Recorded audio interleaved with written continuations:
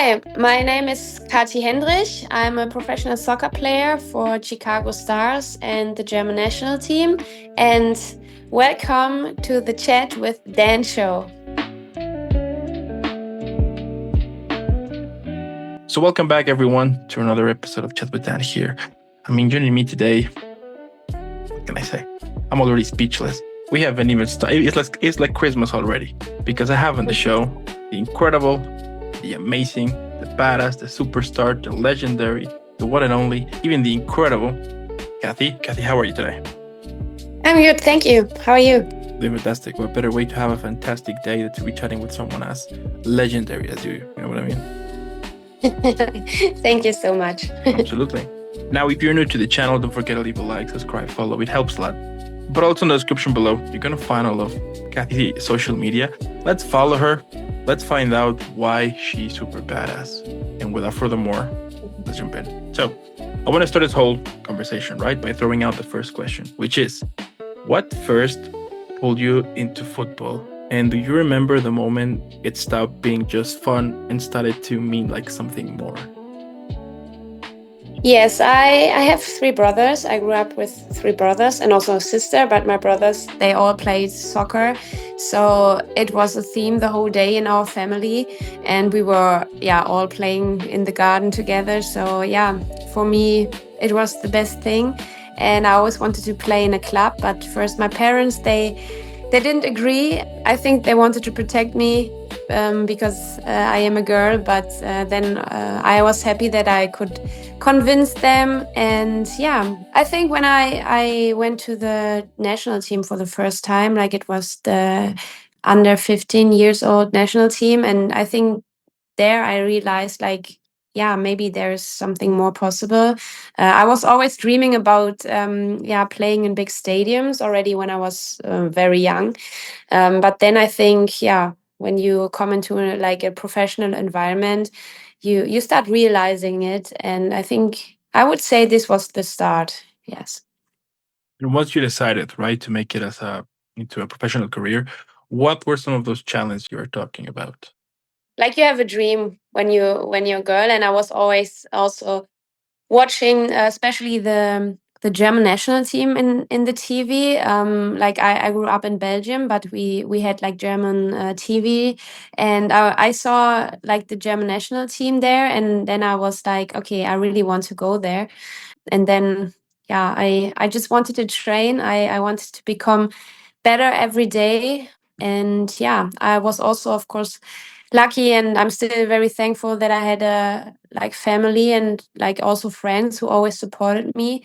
It's not easy, like because you're also you're traveling a lot, you're away from home all the time, and then you also need people who accept it and who are still with you and still support you. And I'm very grateful that I had these people in my life, so I could start living my dream.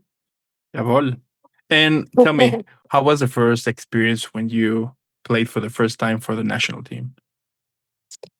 Yeah, of course, you're full of pride because this is also like your goal. And when you get into the game for the first time, honestly, you can't really describe it. Of course, I was really nervous also, which is, I think, normal. But then you also think, okay, this is what I was working for every day. And then when you really, when you arrive there, it's just, I was just full of happiness. And I'm happy that I could experience it. What's something about being a professional female football player that people think they understand, but they really don't? I think that people often just see like the positive things. Of course, I'm very grateful for what I'm doing and to be a professional.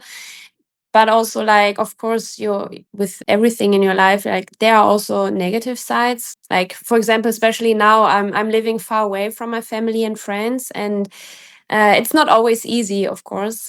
So I think people sometimes forget about it, but also like they also just see when we play, for example, they see the 90 minutes, and when you win, everything is fine. But I also think people forget sometimes how long you have to prepare for it. Like, for example, when we play in the evening, it's not that that I'm having fun the whole day, and then I just go to my game and play it. Like it needs a lot of preparation, and it starts already the day or the evening before. Like you have to look that you get proper food and dinner, and then you have to sleep early, go get up earlier. Then you make activation the day on the game day, or like you also have to focus on what you're gonna eat the whole day or whatever. Like you also need to, you can't just relax and just wait for the game. So I think people sometimes forget about it. But like I said, of course, it's still great to be a professional, but of course there are also like negative sides. And what is your personal preparation before going to a game? Is there like a specific playlist you listen, or like what is your usual thing? Yeah, especially now here in Chicago, like I drive nearly 45 minutes to the game because of traffic, of course, as well. And so I sit a long time in my car and I really like to listen to music. It's not always, I don't listen always to the same songs. Of course, I have some specific songs, but I'm most of the time I start with some, more like fun songs and relaxing songs or party songs. Then I switch often to more quiet songs. And at the end, like 5 minutes before I arrive, I listen to songs that motivate me, like maybe songs I listened when we had great games or whatever, like for more for motivation. So I think this is like what I do before a game.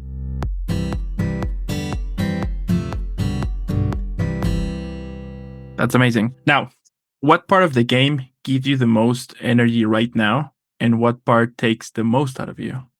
I would say, of course, when we win a game, like when the referee, blows the whistle at the end, and okay, we won the game. And the best part is, of course, when it was a tough game against a tough opponent, and okay, I worked hard now, and now I'm just happy that we won the game. The hardest part in the game, I would say, it's right before a game. Like honestly, I don't like the feeling before a game because I'm nervous, and I wish I wouldn't have these feelings before a game.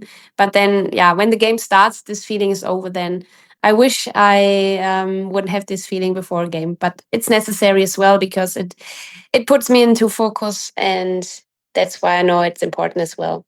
Yeah, I mean, it happens to every one of us, right? Whenever we are doing something we are passionate about, right? That we'll have like these feelings. But I think that with time you start to understand that it's just part of it, right? That it's just something you Exactly. need to Yeah. go through. So No, yeah. I totally agree. Like, it's part of it and you know it. It's So of course I have to accept it. But like you said, like everyone knows it. And if you care about some things, it's just part of it. Yeah. I That agree. that's amazing. And tell me, when you started, what was the position you started, and have you switched, or you have always played in that position? I switched a lot. Like when I was very young, I started playing with the boys team. And like there, I was always a striker.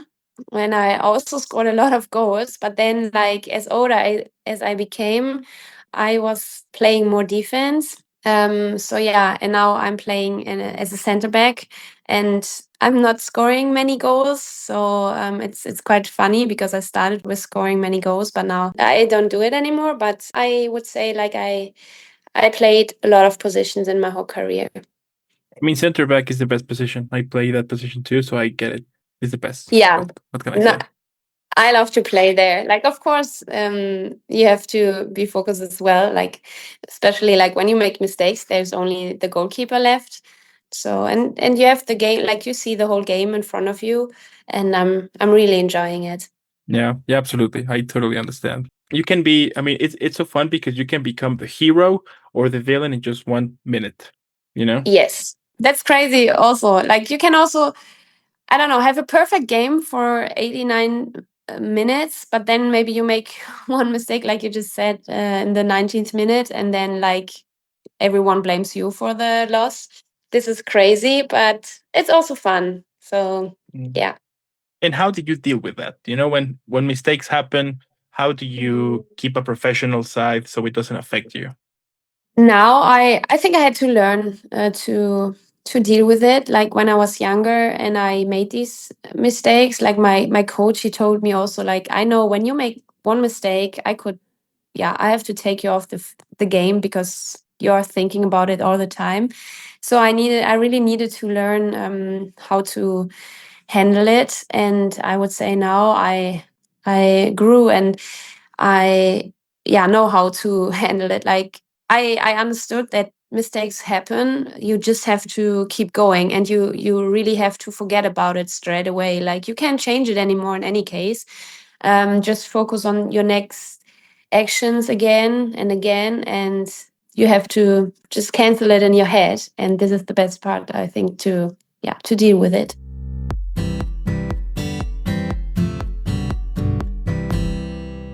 Switching to our next section, speed round questions. Super simple. I'm going to ask you a couple of questions, but you can only answer yes, no, or pass.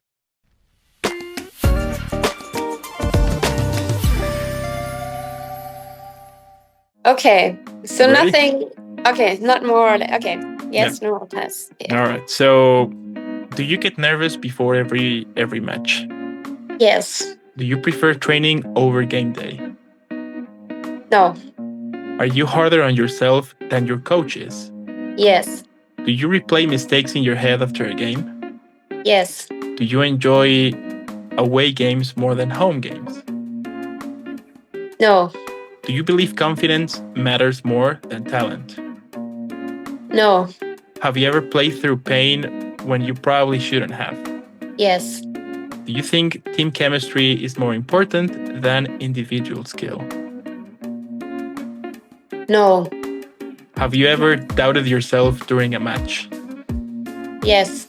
Do you prefer winning ugly over losing while playing well? Winning ugly. And that's it. All right.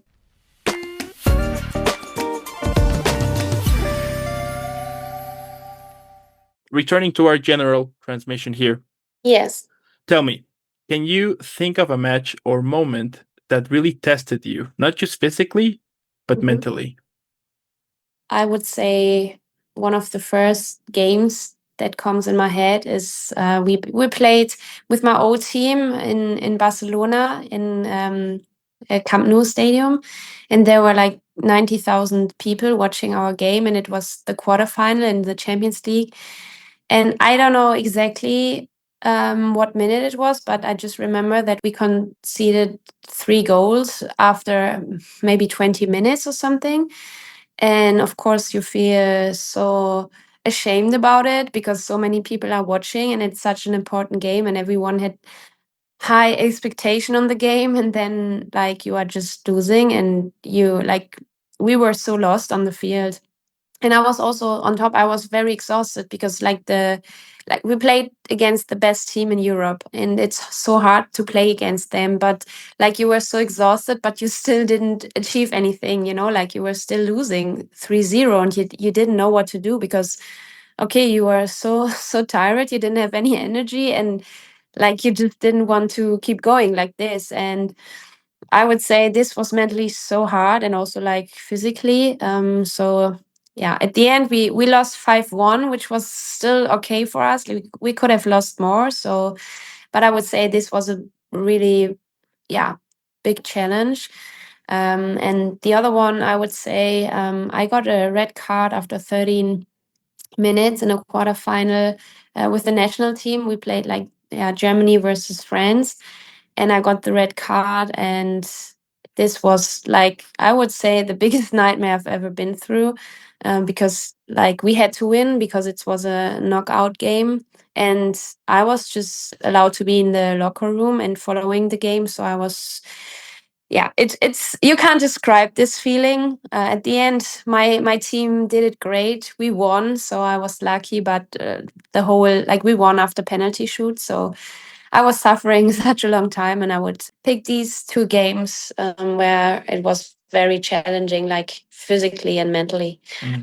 And also, like, there was so much attention on this game. Like, I knew there were so many people also in the stadium, and of course also at home, because it was like the quarterfinal of a big tournament like the European Cup. And like so many people were watching it, and I knew like, okay, now I disappointed so many people and I will get so much hate after too. So I knew this already without looking into my phone. So this was one of the craziest experience ever in my life. Mm. And what has been some of the toughest teams you have played against? Oh, there were a lot. I would pick for sure FC Barcelona. Like this team is just amazing. They are like, yeah, for me they are the best team. Maybe also with Olympique Lyon. Those two teams are the best teams so far in Europe. So I would say these games were also always very tough. But I also remember we played Japan years ago in the World Cup too, and it's just yeah very hard to play against them because they also yeah passes a lot and they have little small movements all the time. So it's just hard and exhausting to play against those teams.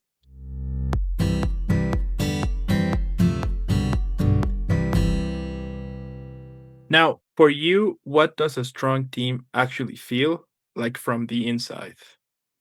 I would say you need to trust each other, and I don't mean like it's not possible to trust so many people you don't really. I mean, you are not that close to every teammate, for example. It's not I'm not talking about off the pitch, more on the pitch, like everyone knows what he has to do and like everyone has his own task. So yeah, if yeah, I think I have to trust my teammates on the field especially. And I also think like everyone has to be yeah to understand that you have to work hard, and it makes everything also more fun, of course, when you also see that people give their best to achieve our goals. So yeah, I think this is important, but also communication. Like you have to talk in a team when you are happy with something, but also when you see things who are not working, you can't just ignore it. You have to tell people. So I think these things give me the feeling that I'm working with a strong team. And also like people who they should be team players and not just individual. Like they have to care about the team and not just about themselves. Yeah. All right. Now, have you ever had to fight for your place on a team, and what did that experience taught you? Honestly, I always have to fight for my position. Like this is part of yeah, especially of course professional soccer. Like you every day in training, you have to give your best. You have to show that you are in a good. Oh yeah, you have to perform every day in every game and every training session. So yeah, otherwise, especially in professional soccer, like you play with so many good players, and if you don't perform, like it could be so fast that you sit on the bench. So you have to prove it every single day in every single game. So I'm experiencing it since yeah, since day one. I'm a professional. Right. Now, on the days, when when motivation isn't there, what keeps you Mhm. showing up? I just try to tell me like you can't be motivated every day. Like it's normal. Sometimes you just feel you just don't feel it, or sometimes you also just feel tired. But then I tell me, or I keep telling me like, do it tired or do it less motivated. But most of the time, like the hardest part is often to drive to training or to to get into the training. But most of the time when I'm in training, then I get even, yeah, I get motivated again. So, but I think you have to go through it and also to accept that it's not always 100% motivation when you go to training or so. Yeah, just do it and then it will come back. Okay. Now, before jumping to the game, sometimes we see that some players, right, when they jump on the pitch, they will do Mhm, like a small ritual, to kind of mhm. get ready. Now, my question here is, do you have one or not at all? No, not really. Like, I pray before a game because this is something I can always influence. but I always try to avoid having other rituals because sometimes you don't know when you can do it, or I don't know, when it's dependent on something else. Then it's hard, and then maybe you get more nervous because you think, oh, I haven't done this or this. So yeah, I pray before every game, but I don't have any other rituals. Mm, that's pretty cool. Yeah. For like for example, like on my end, I always carry this with me. Ah, Werder Bremen. You That's know, cool. I always Yes. carry with me wherever I go, Hmm. even if I go to play with friends or something, I will put it in my bag, and it's That's so just cool. something that I just have with me. You know what I mean? So Yeah.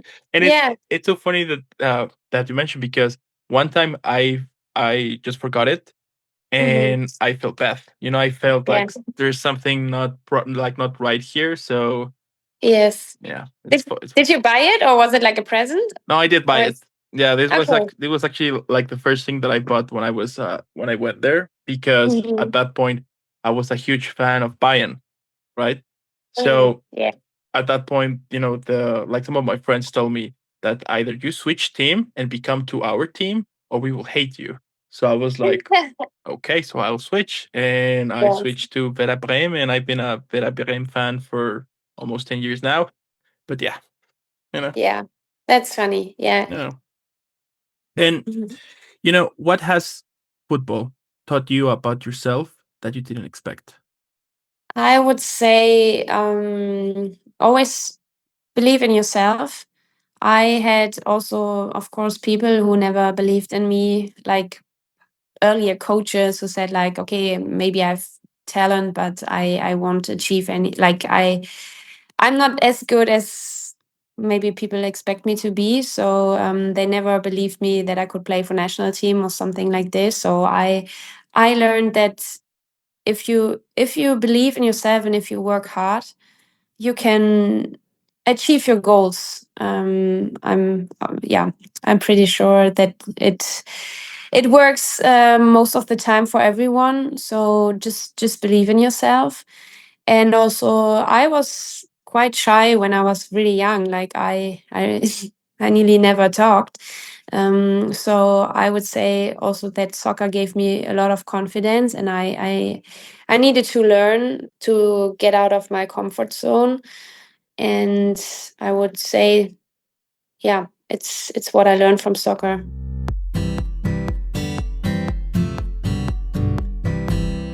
What do you think the 10-year-old version of yourself would think about you right now? I think I would be proud, and I would be happy that I choose this way, even with all also negative sides, as I told you earlier. But I would be happy. I would say. Yeah. Yeah, I mean, it's important, right, to stay, or at least I sometimes think that it's important to remember that, to have like this communication with our younger Yeah. self somehow, you know. No, I agree. Like sometimes you also forget about it because you just it's what you're doing every day, and sometimes you don't think about where it started. But it also helps when you remind yourself, or sometimes also when people remind you, or when I get this question in interviews or in a podcast. It helps, and I just have to remember more often, I would say. Mm. And as you look ahead, what excites you most about what's coming next? To be honest, of course, like when you also go so far away now, like I'm living so far away from friends and family, and I have more time also to think, and I'm learning to focus on the moment. Like I really try to live in the moment and don't think too far.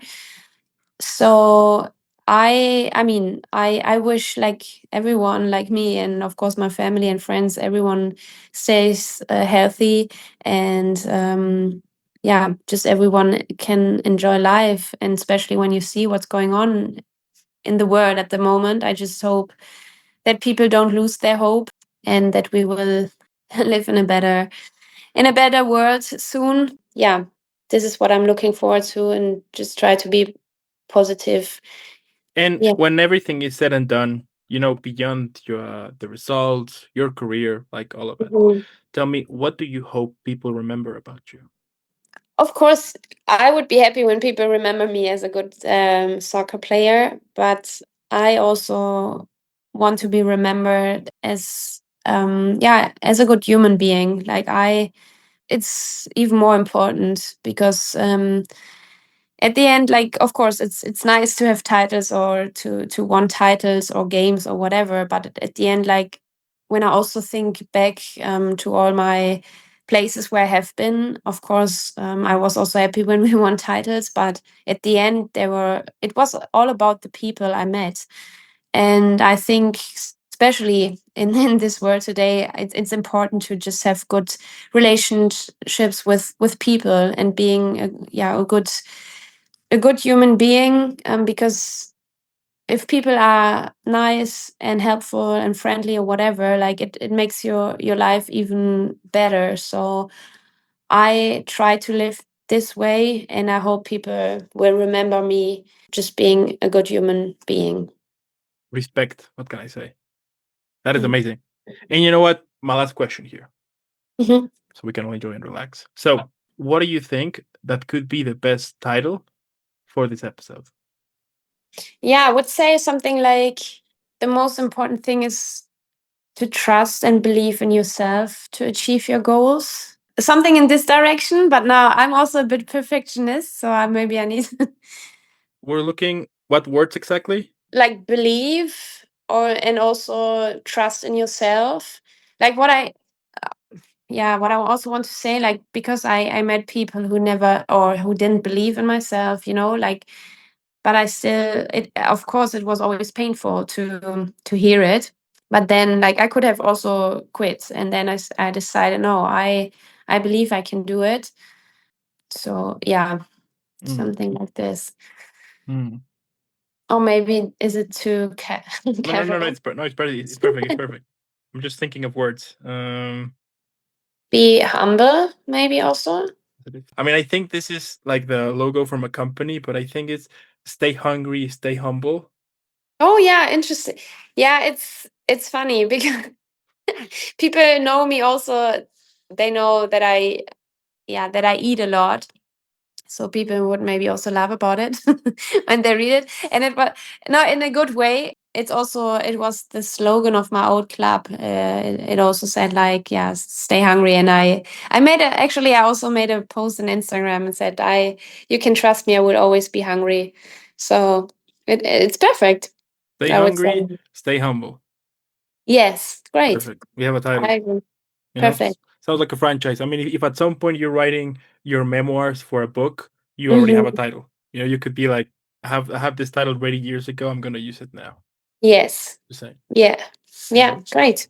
That's amazing. I mean, at the end, what can I say?